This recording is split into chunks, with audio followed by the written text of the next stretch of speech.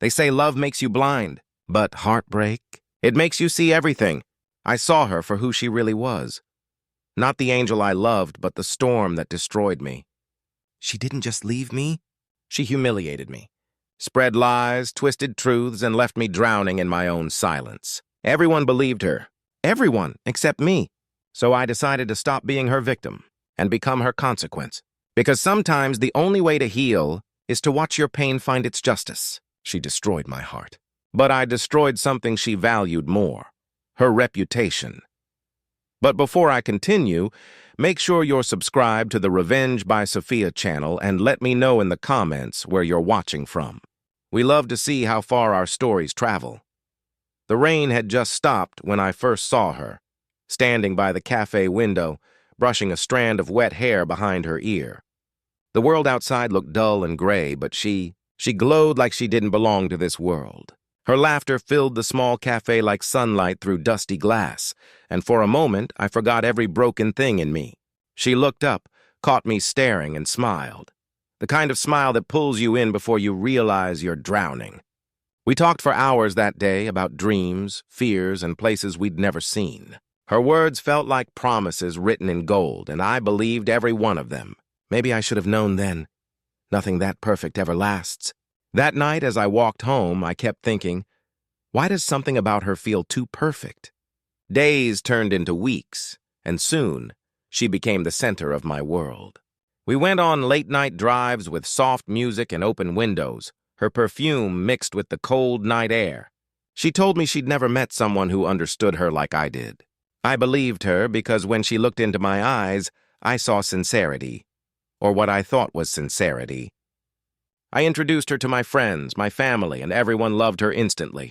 She knew how to speak, how to smile, how to make anyone feel like they mattered.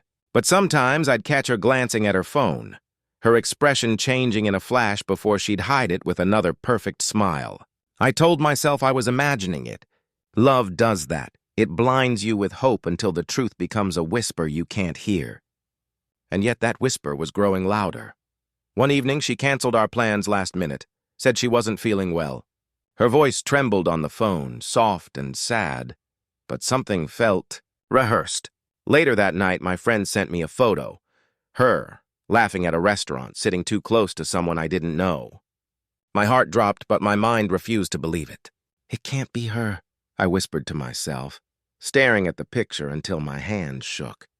When I confronted her the next day, she smiled and calm, confident. "That's my cousin," she said, brushing it off like it was nothing. Her voice was steady, her eyes clear. I wanted to believe her, and for a moment I did. But as she walked away, I caught that faint smirk at the corner of her lips, the kind that says you'll never know the truth. That night I couldn't sleep. Something inside me whispered, "You've just seen your first crack in the glass." Days rolled by like a dream I didn't want to wake from. She'd call me at midnight just to say she missed my voice. Every text from her felt like oxygen, and I was already addicted. We laughed, planned trips, took pictures that looked like forever. When she said, "I love you," I believed it was real. Everyone around us called us the perfect couple, and I wore that label proudly. But perfection has a way of hiding secrets. Sometimes when we were together, I'd catch her drifting, eyes lost somewhere far away, as if she was living another life I couldn't see. I'd ask if she was okay and she'd smile, "Just tired, love." But her eyes, they told another story. And deep down, I started wondering, what does she think about when she's quiet like that? It started with small things, a lie here, a change of plan there. She'd say she was at home, but I'd hear voices in the background. Once, I noticed she had a second phone. She said it was for work. Another night, she got a message and turned her screen away from me, her hand trembling slightly. "Who was that?" I asked gently. She smiled too quickly. "Just a friend, don't be paranoid." Her words were soft, but they hit like knives. And when I asked again, she sighed. "You're overthinking everything. Why don't you trust me?" That sentence echoed in my mind for days. Why don't you trust me? Because something in her voice sounded like someone who'd practiced that line before. The warmth in our home started to fade, replaced by a silence heavy enough to break bones. One evening, we went out with friends. She was radiant, laughing louder than usual, her hand brushing my arm only when others watched. Across the table, she exchanged a look, brief but electric, with a man I'd never met. My stomach twisted. I tried to focus on the food, but the air around me felt poisoned. When we got home, I asked who he was. She frowned, pretending to think. Oh, him? Just someone from work. Her tone was casual, too casual. That night, she fell asleep beside me, her head resting on my chest. But my eyes stayed open, staring into the dark, listening to her soft breathing. I wanted to believe she loved me. I wanted it so badly that I almost convinced myself. But my gut whispered the truth. Something was rotting beneath the surface. And the real story was just beginning to show its teeth. It started as a whisper, quiet, harmless, almost ignorable. A friend pulled me aside one day, his eyes heavy with hesitation. Hey, don't take this the wrong way, but people are talking. I laughed it off at first, but the way he looked at me, pity, not concern, made my stomach sink. That night, I scrolled through social media and saw it. A post, a comment, a picture, her at a party I never knew about, standing close to the same man from the dinner table. My heart thudded. My hands felt cold. I stared at that image until my vision blurred. The same woman who told me she hated parties was smiling in another man's arms. The whispers had found a voice, and that voice was louder than my denial. But was it all just a misunderstanding? Or something I was too afraid to admit? The next evening, I went to her apartment. My mind was racing, my heart a storm. She opened the door, her face calm, but her eyes flickered like a candle in the wind. Who was he? I asked, keeping my voice steady. She frowned, tilting her head. Who? The man from the photo, I said. The one you said was from work. Her smile froze for a moment before she forced a laugh. You're unbelievable. Always assuming the worst. I stared at her, really stared. Every word out of her mouth felt rehearsed, too smooth, too perfect. She reached for my hand, but I pulled away. If you have to lie, I whispered, at least make it sound real. For a second, her face hardened, the mask slipping. And I saw it, the coldness beneath. Then she smiled again, stepping closer. You'll believe what I want you to believe. Those words stayed with me, echoing like thunder long after I left. Days passed, but my mind wouldn't rest. Every message, every phone call from her felt tainted, hollow.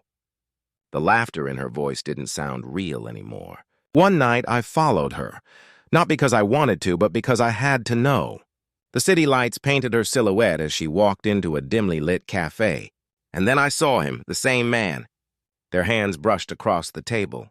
Her smile was genuine. I stood there outside the glass, rain dripping down my face, realizing I had become the outsider in my own story. When she finally noticed me, her expression didn't show guilt, just irritation, like I had interrupted something. I turned away before she could speak. My heart felt heavy, my steps slow, my chest hollow. That night I didn't cry. I just stared at the ceiling and whispered, "So this is what betrayal looks like." But even then I didn't know. The real betrayal hadn't even begun. It happened faster than I could breathe. One morning, my phone wouldn't stop buzzing.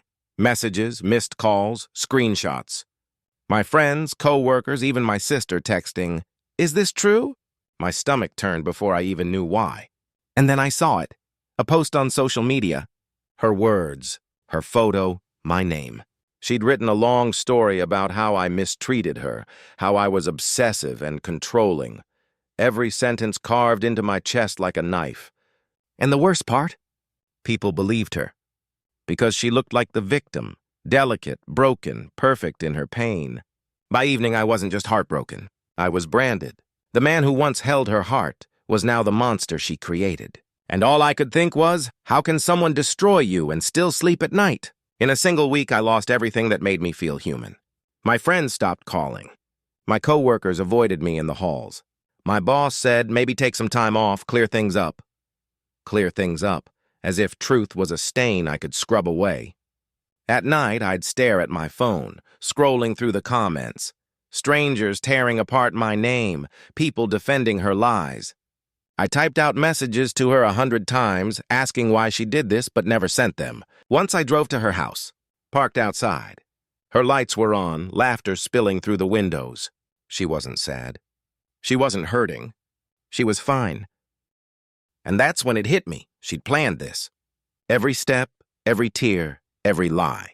She'd made me the villain in a story I never wrote, and I had no voice left to defend myself. The days that followed felt endless, gray, empty, silent. I stopped going out. Food lost its taste. Music felt like noise. Sometimes I'd wake up at night and think I heard her voice whispering my name. But it was just the echo of everything I'd lost. I tried to fight back once, posted my side, shared messages, proof. But no one cared. Truth is slow. Lies travel faster. She'd won the public battle, painting herself as the angel and me as the shadow. But something inside me began to change. Slowly, quietly. The pain stopped hurting. It started hardening. And somewhere between the sleepless nights and the fading tears, a new thought whispered inside me. If she could destroy me with lies, what could I do with the truth?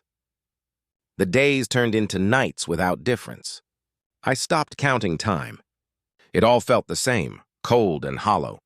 My apartment became a graveyard of what used to be me. Empty bottles, unread books, dust over her framed photo I didn't have the courage to throw away. I'd sit by the window at 3 a.m., watching the city lights blur into nothing, wondering how she could sleep peacefully, knowing she'd killed me in silence. My phone stayed silent, too. The people I once called friends now avoided me like a ghost. Sometimes I'd whisper her name as if saying it out loud could bring back the woman I thought I knew. But love was gone. Trust was gone. All that remained was an ache, a deep, suffocating void. And in that void, something began to stir. Not hope, not forgiveness. Something colder. Something that whispered, enough. One night, as I scrolled through her social media, I saw her smiling again, glowing, admired, untouched by guilt. The same people who once cheered for us now praised her strength, her survival. That's when I felt it, a calm rage, steady and sharp, like ice sliding through my veins. I wasn't going to beg anymore. I wasn't going to explain or defend myself. I was going to make her feel everything I felt, confusion, fear, exposure. But not with violence, not with threats. No, with truth. Real, unfiltered, unforgiving truth. The kind that destroys reputations the way she destroyed love. That night, I opened a folder on my laptop. Messages, voice notes, screenshots, the fragments of the story she buried under lies. And for the first time in months, I smiled. Not because I was happy, but because I finally had something she couldn't control. Proof. The next morning, I shaved, cleaned the apartment, and looked at myself in the mirror. A stranger stared back, hollow-eyed but focused. The weak, broken version of me was gone. I started tracing her lies one by one. The fake stories she told, the people she manipulated, the men she played while crying innocence. Each discovery felt like a puzzle piece clicking into place. Every secret she thought was safe, I uncovered quietly. And with each truth, I could almost hear her laughter fading. But revenge isn't loud. It's patient. It waits, smiles, and strikes when the world least expects. As I closed my laptop that night, one thought burned clear in my mind. She took everything from me in the light. I'll take everything from her in the dark. I started watching her, not in a loud way, but like a shadow that learns the rhythm of a house. I learned when she laughed with friends, when she posted pictures, and which cafes she liked to disappear into. Nights became research. I traced patterns on a map, circled names, wrote dates in a small black notebook I kept under my bed. The more I watched, the more I saw how careful she was. Every smile measured, every tear timed. But even careful people make mistakes. One small slip, one private message left open, changed everything I thought I knew, and I couldn't unsee it. What would I do with the opening she unknowingly gave me? I wasn't a detective, but I learned to think like one. I saved screenshots, recorded the times she lied, and backed up voice notes that proved how she twisted the truth. Each piece of evidence felt heavy in my hands, like a small stone I could throw to shatter the glass she'd hidden behind. I called a quiet contact from my past. someone who knew how to find things people thought were private, and we began to assemble the picture she'd tried to erase. As the jigsaw came together, her image in my mind changed from goddess to a careful architect of deception. When the final piece slipped into place, the view was clearer, but the cost of showing it to the world was unknown. Would exposing her finally free me, or would it break me further? I chose my opening move like a chess player chooses his first pawn, small, deliberate, and designed to test her reaction. I sent a message to someone close to her, a harmless question that carried a hidden truth. Watching her reaction was intoxicating. Within hours, I saw her pulse quicken, the perfect mask falter in tiny, almost invisible ways. She tried to repair the crack with charm, but my message had already raised tiny dust that would not settle. The game had begun, and she hadn't noticed the rules had changed. Now that I'd pushed the first domino, I waited, and wondered how long before the rest would fall. It began the same way hers once did, with whispers. A small post appeared online, nothing obvious, just a question. Was everything she said really true? No names, no accusations, just curiosity. But curiosity is poison in the right crowd. Within hours, people started digging, connecting dots she never wanted anyone to see. Old photos resurfaced, inconsistent timelines. The cracks she'd painted over began to show again. She must have felt it, that faint growing unease that creeps in when you realize the truth you buried isn't dead. It's clawing its way back. That night, I watched her profile go private. One click, the first sign of panic. I whispered to myself, welcome to my pain. The next few days were like watching dominoes fall in slow motion. People started asking questions she couldn't answer. Friends grew colder. One by one, the hands that once clapped for her began to fold in doubt. I didn't have to lift a finger. The truth was doing the work for me, a silent storm spreading through her carefully built world. I'd see her stories, fewer now, her smile more forced. The glow she wore so easily was flickering. Once she posted a quote about betrayal from those you trust. The irony almost made me laugh. But beneath that laughter was something else, a flicker of guilt, soft and unwanted. I pushed it down. She didn't hesitate when she ruined me. Why should I? One evening, I saw her at the cafe where we first met.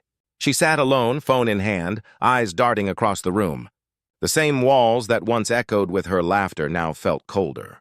She looked smaller somehow, like her confidence was slipping out of her skin. I didn't approach her. I just watched from across the street, hidden behind glass and shadow. Every second felt like a mirror. The same place, the same rain, but everything reversed. This time, she was the one looking over her shoulder, afraid of what people were saying. I turned away before she could notice me and whispered, "We're only getting started." And deep down, I knew this was no longer about pain. It was about balance. I didn't plan to release everything at once. No, that would be too merciful. Instead, I chose one truth at a time. Small, harmless-looking fragments that, together, painted the picture she'd worked so hard to hide. A screenshot here, a voice message there. I didn't even have to mention her name. The truth carried its own direction. People began connecting dots faster than I expected. The same ones who had once praised her for her bravery now whispered questions behind her back. I watched quietly as her smile faded from photos, her captions grew defensive, and her once perfect story cracked like thin ice. It wasn't rage that drove me anymore, it was precision. Because revenge isn't chaos, it's choreography. Within weeks, her reputation started slipping through her fingers like sand. Her friends, the ones who'd once defended her blindly, now avoided her calls. One by one, invitations stopped coming. Her co-workers whispered when she walked in. Even her boss asked her to take some time off. The same words I'd once heard. She posted desperate quotes about loyalty and truth, but they only fueled the gossip. The internet never forgets, and the same fire she'd used to burn me was now consuming her. I should have felt satisfaction. I should have felt vindicated. Instead, I felt empty, because watching her fall didn't heal the part of me she'd broken. It just made me realize how far I'd fallen with her. One night, she called me. Her number flashed on my phone, trembling on the screen like a ghost. For a long moment, I just stared at it, frozen between fury and curiosity. Finally, I answered. Her voice was soft, almost human again. "Why are you doing this to me?" she whispered. "I've lost everything." I could have told her the truth, that this wasn't cruelty. It was justice. But instead, I said nothing. Silence was louder than any words I could have spoken. After a long pause, she broke down, crying quietly. "You win," she said, before hanging up. I sat there in the dark, the phone still warm in my hand, wondering what winning even meant. And for the first time, I wasn't sure if I was the Avenger or just another villain in her story. It was raining that evening, the kind of rain that feels personal, almost deliberate. Thunder rolled above the city, echoing like a heartbeat against the sky, when I heard a knock at my door. At first, I thought it was my mind playing tricks, but then came a second knock, softer this time, trembling. When I opened the door, she was standing there, soaked, shivering, mascara streaked like black tears down her cheeks. For a moment, neither of us spoke. The storm filled the silence between us, crackling with unfinished words. Her eyes were red, hollow, desperate. But behind that, I saw something else. Fear. And in that moment, I realized she wasn't here to apologize. She was here because she'd finally understood who I had become. "Can I come in?" she asked quietly, and against every instinct I stepped aside. She sat on the edge of my couch, her hands trembling around a cup of untouched tea. The room smelled of rain and regret. For a while she said nothing, then finally whispered, "You've ruined me." I looked at her, calm and distant. "No," I said softly. "I just showed them who you really are." Her lip quivered. "You think you know everything," she said, her voice rising, cracking. "But you don't. You never did." She reached into her bag and threw a small stack of papers on the table. Screenshots, messages, fragments of our past twisted into something new. "You think I lied? You never asked why I did it." I stared at the papers, then at her. For a moment, the world outside disappeared. Only her words remained, sharp as glass. And that's when I saw it. She wasn't fighting to defend her name. She was fighting to make me doubt my truth. "Maybe you're right," I said coldly. "But it's too late to rewrite the ending."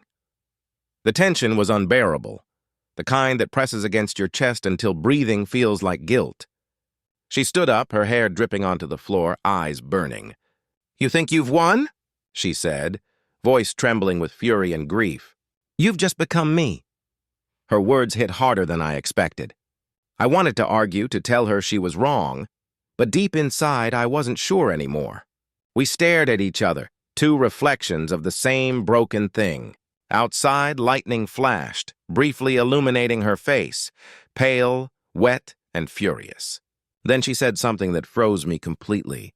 "I'm not the only one with secrets," she whispered. "And when they find out about you, they'll destroy you too." Before I could reply, she turned and walked out into the storm, her silhouette swallowed by rain and darkness. And as the door shut behind her, I realized my revenge had just begun its second act.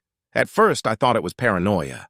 A strange text here, a blocked call there, nothing solid, just echoes of her voice in unexpected places. But then people started asking questions. Different questions, ones I hadn't prepared for. Rumors about me, about manipulation, obsession, and things I never did, started floating online. It was like watching my own tactics being used against me, with her signature precision. Everywhere I looked, her shadow lingered. Quiet, but deliberate. I realized she hadn't come to plead for forgiveness that night. She'd come to warn me. And now her warning had come alive. I checked my messages, my accounts, my photos, everything. Someone had leaked old conversations, edited just enough to twist the meaning. Screenshots of half-truths spread like wildfire, and my name, once forgotten, was suddenly trending again, but for all the wrong reasons. Friends who once pitied me began to distance themselves. Even my co-workers looked at me differently, whispering when I passed. I tried to fight back, to explain, but no one cared about the truth. They only cared about the noise. And in that chaos, I saw her brilliance again. She wasn't trying to rebuild her reputation. She was trying to drag me down to the same depths. And she was winning. One night, I opened my phone to find a new message from an unknown number. It was a video. In it, I saw myself, drunk, broken, rambling to a friend about revenge, about how I'd destroy her reputation. The friend must have recorded me months ago. And now she had it. My stomach dropped. I felt every beat of my heart echo through the room. Then came the caption under the video, "The truth always finds its way home." I threw the phone across the room, but it was too late. The mirror I'd once held up to expose her had turned, and now it reflected me. Sleep became a stranger.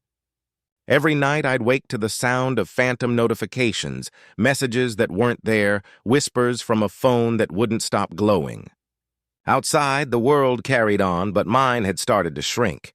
My inbox filled with strangers' accusations, anonymous threats, screenshots of lies dressed as truth. Even my closest friends stopped answering my calls. At work, conversations ended when I walked in. My manager's smile was tight, forced, like he already knew. I used to feel powerful when I held secrets. Now they were suffocating me. And the worst part? I couldn't tell what was real anymore. Was she doing all this? Or was I finally losing control? One night I turned on my laptop and found my desktop wallpaper changed. It wasn't the plain black background I always used. It was her picture. That same photo she'd once sent me, smiling, sunlight on her hair, but now distorted, glitched, eyes blurred into static. I froze. My hands shook as I tried to delete it, but the image wouldn't go away. Every file I opened, every folder, her face was there, warped, watching. Then a new email appeared. No subject, no sender. Just one line. "You started this game. I'm just finishing it." The cursor blinked beneath her words, waiting, like an open wound. For the first time since this began, I felt real fear. Not for what she could do to me, but for what I might do to myself if it didn't stop. Days blurred together.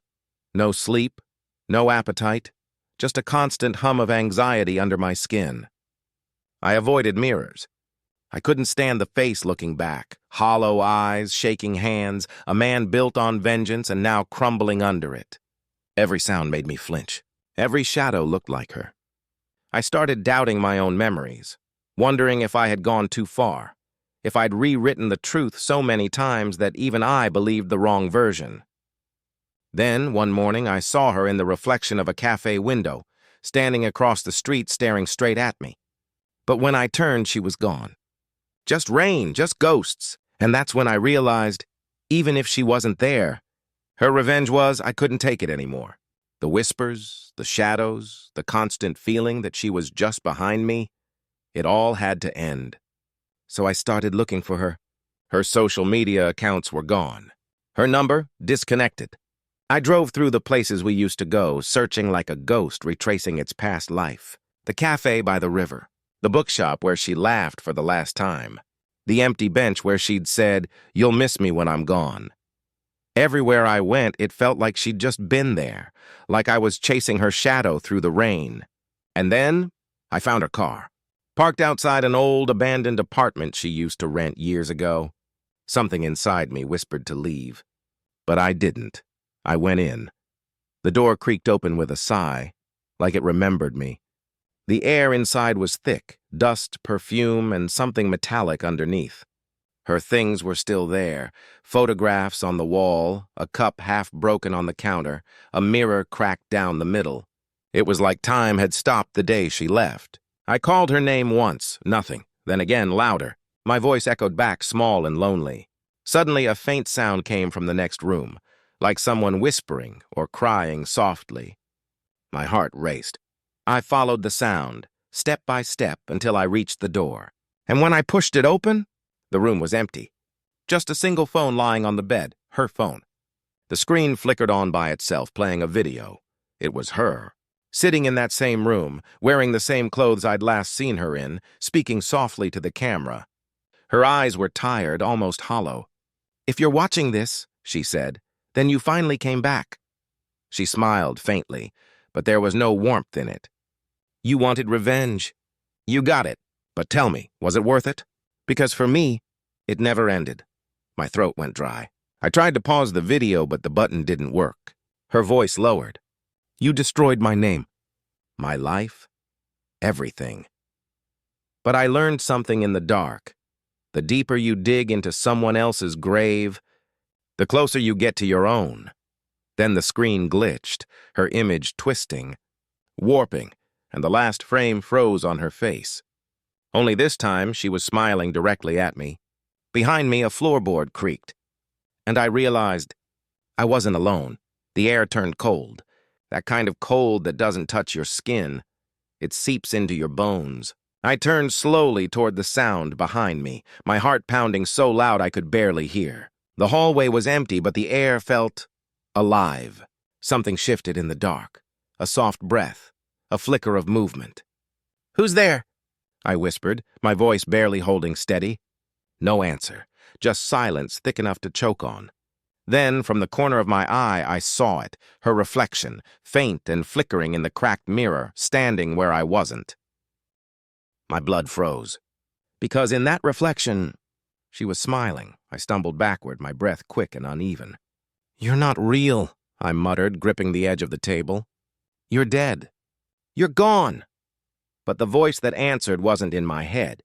It came from the shadows. "Gone," she whispered, soft but sharp, like a blade sliding through silk.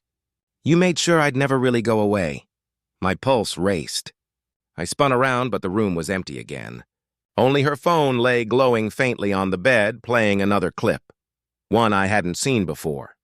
In it, she was crying, saying my name, begging me to stop. "I never wanted to hurt you," she said through tears. "I just wanted to be heard."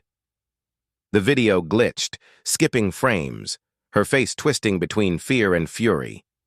Then her voice came from the speaker again, but this time it didn't match her lips. It was live. "I told you. The truth always finds its way home." The lights flickered, and for a split second, she was there, standing by the window, her face half lit by lightning. Not a ghost, not an illusion, her alive. I couldn't breathe. You're alive?" I whispered. She nodded slowly, her eyes hollow yet burning with quiet madness. "Did you ever wonder why no one found me?" She stepped closer, rain glistening on her coat. "You destroyed me online, so I disappeared. I became the rumor you created." My throat tightened. "You let me think you were gone." She smiled, tilting her head. "You wanted a ghost to haunt you, so I gave you one." The thunder outside roared, drowning my heartbeat. In that moment, I understood. Her revenge wasn't about humiliation. It was about becoming the nightmare I deserved. Lightning cracked outside, flooding the room in flashes of white and shadow. She stood a few feet away, drenched and trembling, but her eyes burned like fire. "You ruined me," she said, her voice sharp, shaking with years of pain. "You wanted everyone to hate me, and they did. You wanted me to disappear, and I did." I took a step forward, hands trembling. "You think I wanted this? You destroyed me first!" She laughed, bitter and broken. "Destroyed you? I loved you. I made one mistake, and you turned it into a lifetime sentence." Her voice cracked, her anger breaking into grief. "You didn't just take revenge. You killed everything that was left of me." For the first time, I couldn't find words, because somewhere deep inside, I knew she wasn't lying, and that truth hurt more than anything else. "I never wanted to ruin you," I said quietly, rain echoing against the windows like whispers of guilt. "I just wanted you to feel what I felt." She stared at me, breathing heavily. "And did it help?" I hesitated. The question sliced through me. The silence between us was heavier than the thunder outside.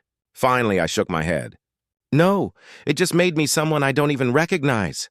Her eyes softened for the first time, just slightly. "Revenge doesn't fix pain," she murmured. "It just passes it along." For a fleeting second, I saw the girl I once loved, fragile, real, human. But that moment was swallowed by the storm as another crash of thunder tore through the night.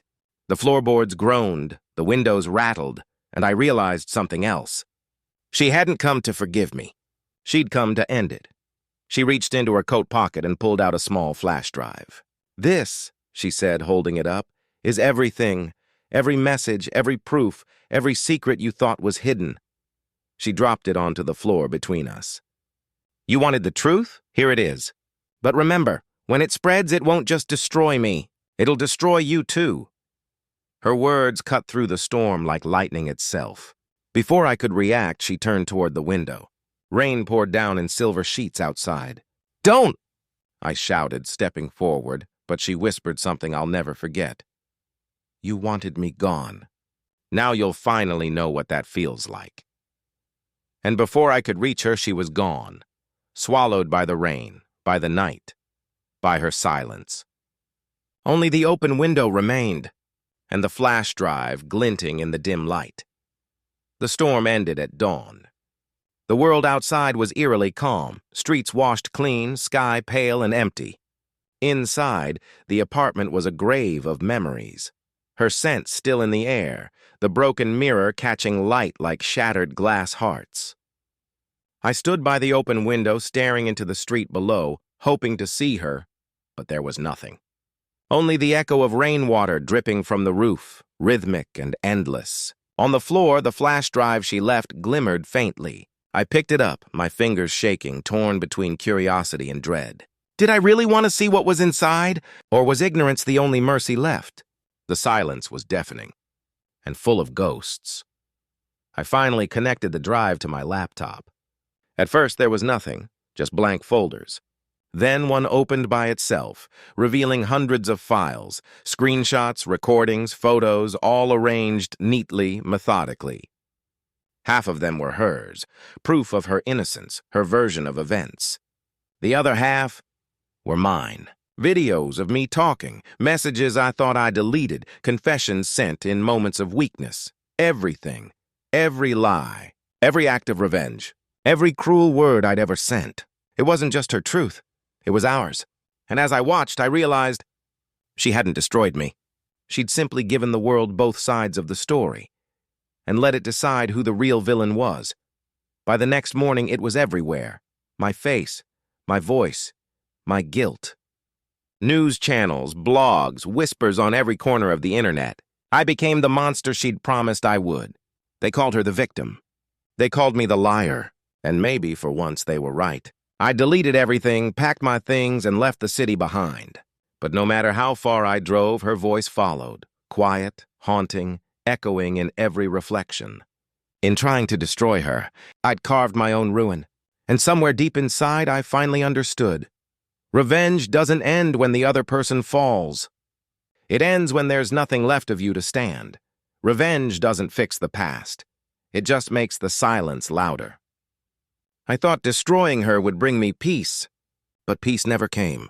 Maybe that's the curse of revenge. It gives you justice, but steals your soul in return. She lost her reputation. I lost my heart. And in the end, we both became what we feared most. Broken, forgotten, and hollow. If love was the fire that burned us, then revenge was the ash that followed. Sometimes walking away hurts more than fighting back, but it's the only path that leads home. Because not every victory is worth the ruin it leaves behind.